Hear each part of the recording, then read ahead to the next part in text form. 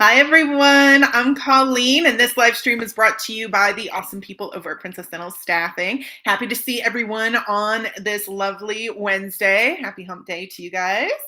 Okay, so today we're talking about the job offer. Okay, so we're bringing you some tips, tricks, insights, and information on making that job offer to that applicant. Okay, so you may be a dentist or an office manager, and you've been through the whole application process, the resume reviews and the interviews and all that kind of stuff, and now it's time to make a job offer. So we're going to be giving you some insight and, like I said, best practices in order to, tell you the right way to kind of present that job offer. Okay. But of course, before we get into that, let's talk a little bit about Princess Dental Staffing, who brings you these weekly streams.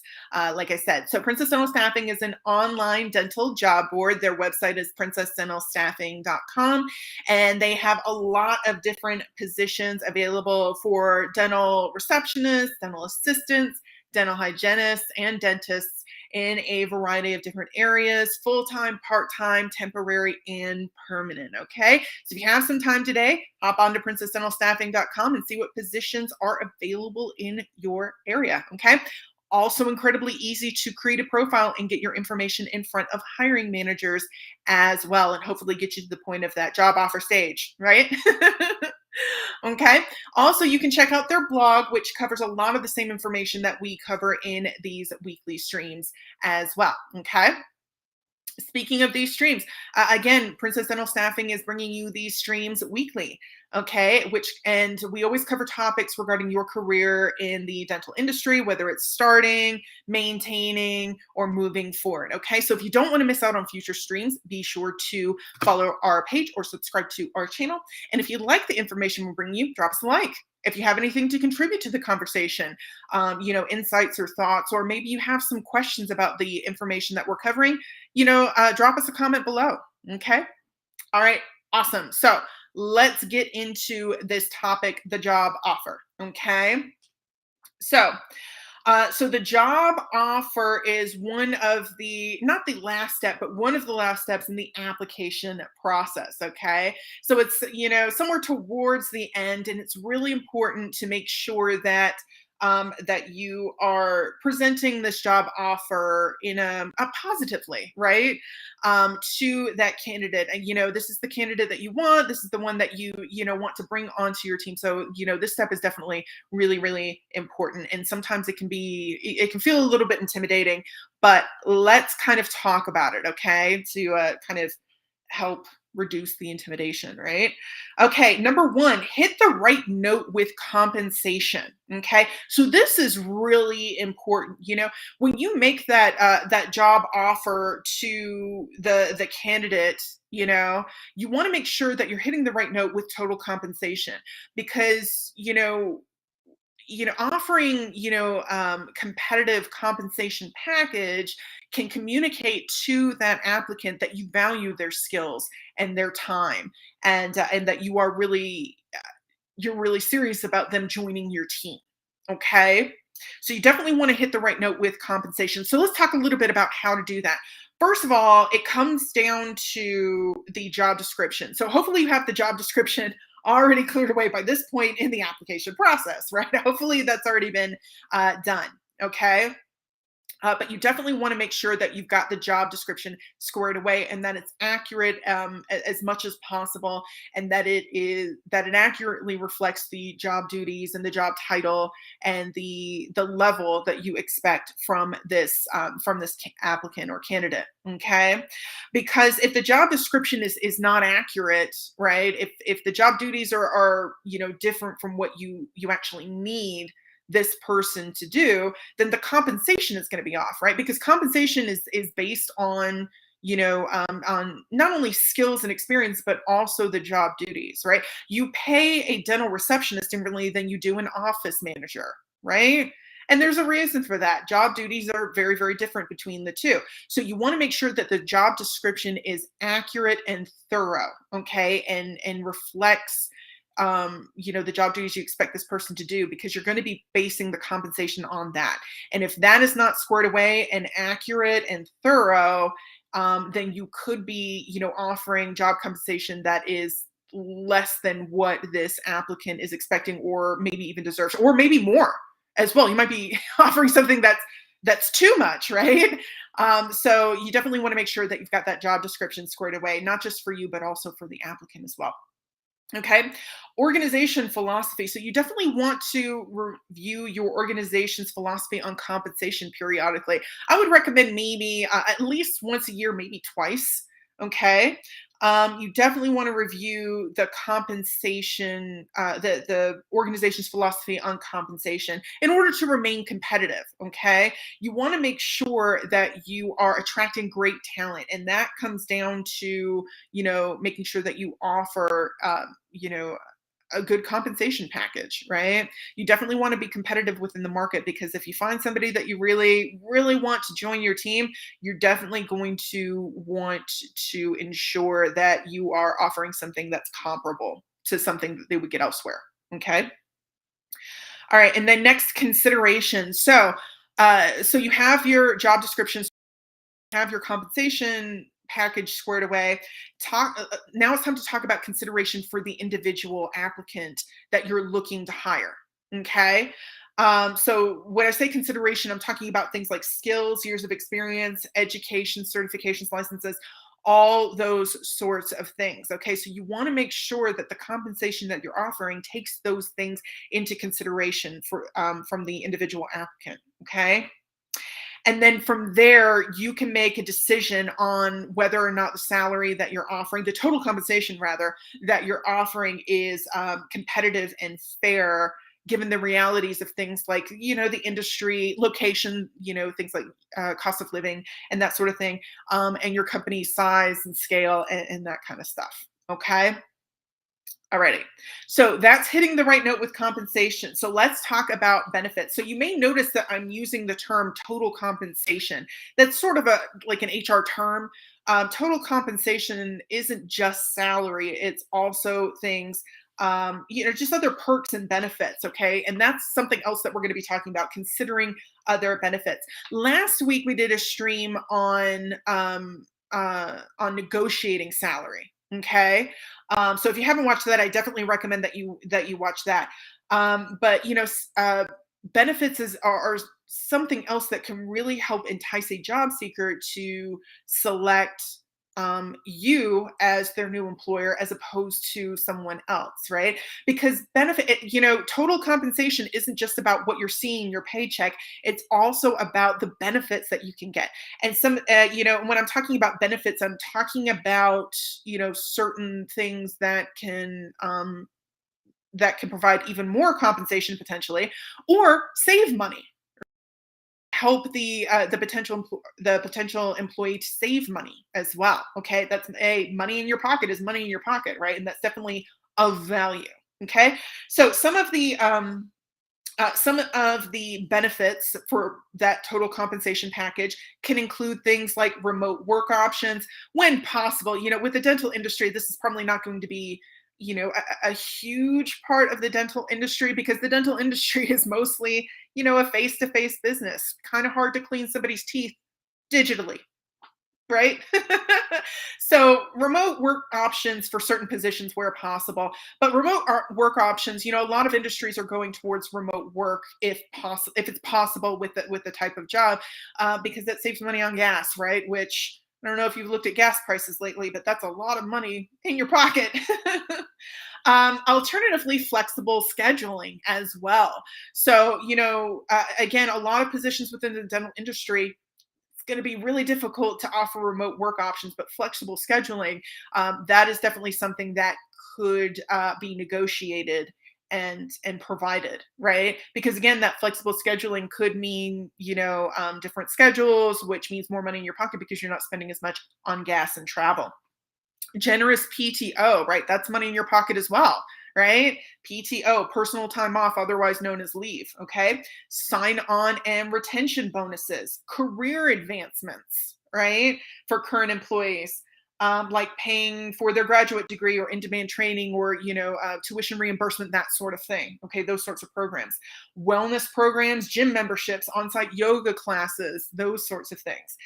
Professional development opportunities like attending conferences, workshops, anything that can help them develop their skills and make them more marketable. Okay.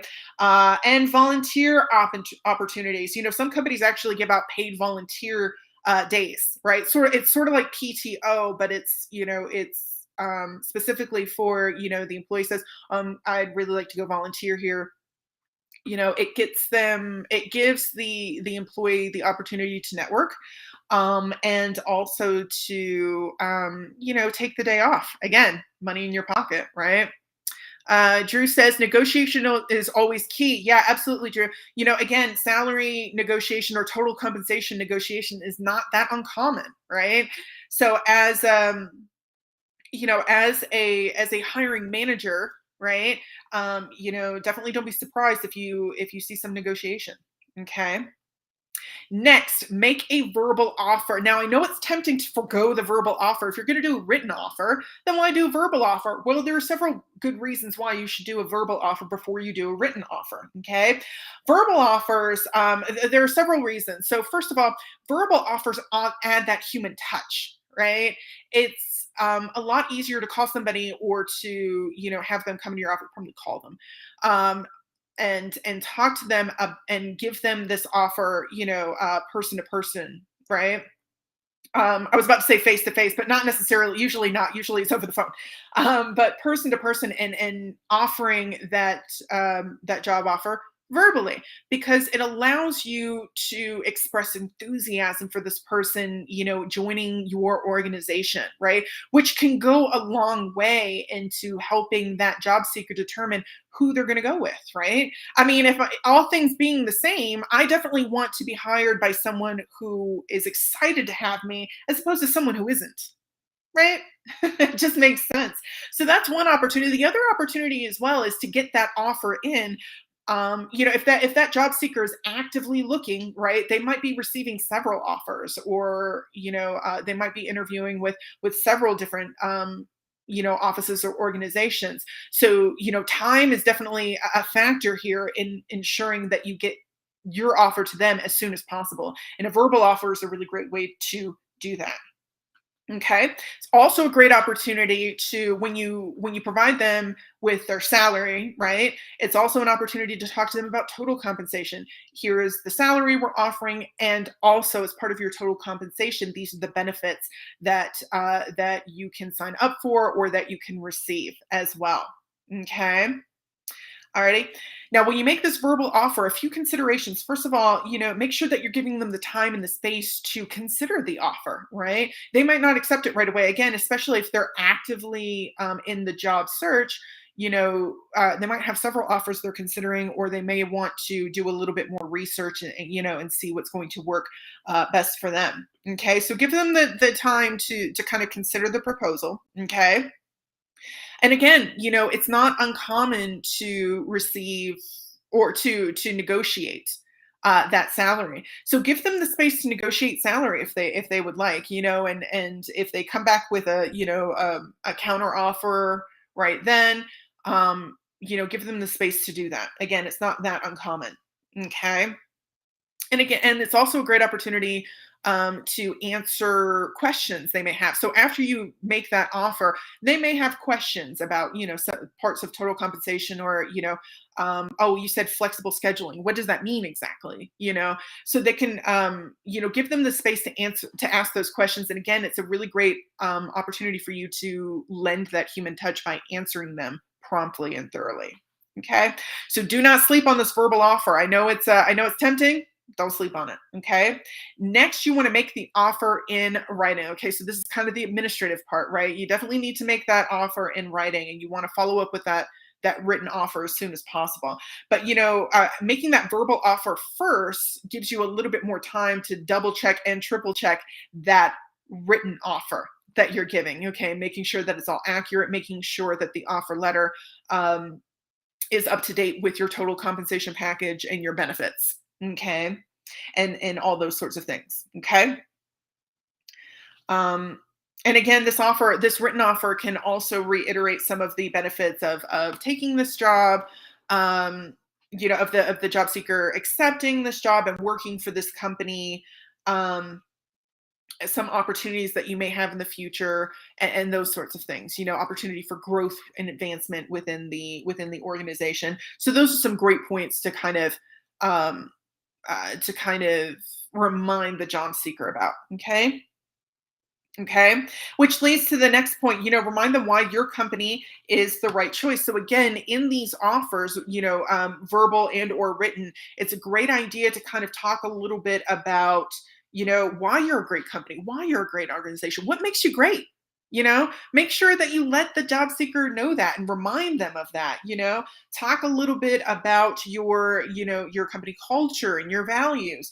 Maybe share some testimony, like in the written offer. Maybe share some employee testimonials or customer testimonials, patient testimonials, and those sorts of things. Maybe some videos or photos, or links to company events pages, and those sorts of things. Okay, so always make sure that you remind them why your company is the right choice. Okay.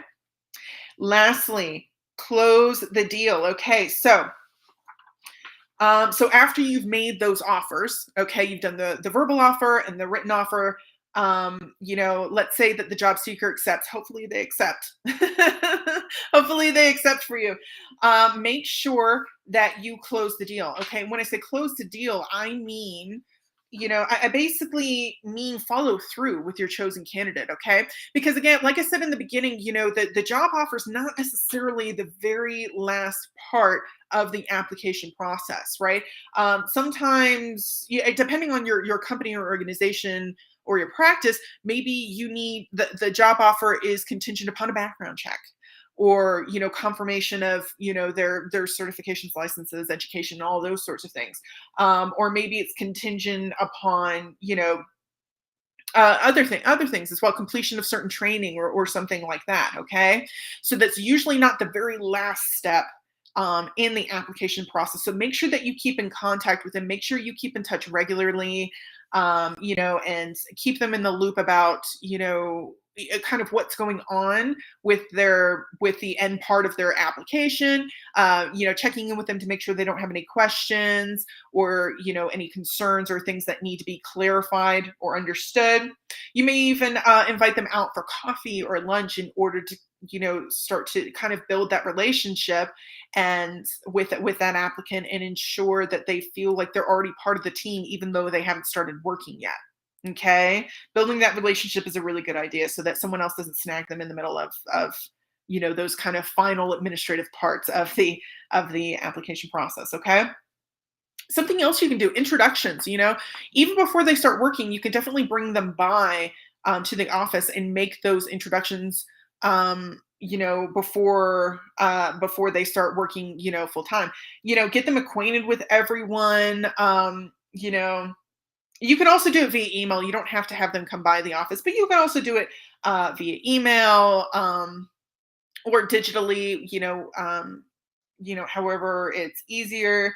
Um, and just kind of give them some information about the people that they're meeting, and who they're going to be working with regularly, and allow those people those team members that you already have to kind of respond and offer their congratulations and welcome aboard and all those sorts of things. Okay, that can really go a long way to making this applicant feel like already part of the team, and really starting to build that sense of team, right? Before they've even started working. And then, of course, next is onboarding. So let's say they're finally to the onboarding stage. Okay. So onboarding, depending on, again, your company or your organization, onboarding can last a little while, right? It might take them a little while in order to get acclimated to the way that you do certain things within your office. Okay. So as far in advance as you can, let the onboarding begin, right? Let them get as much information as possible, send them as much information as possible, maybe even while you're still doing the background check and that sort of stuff.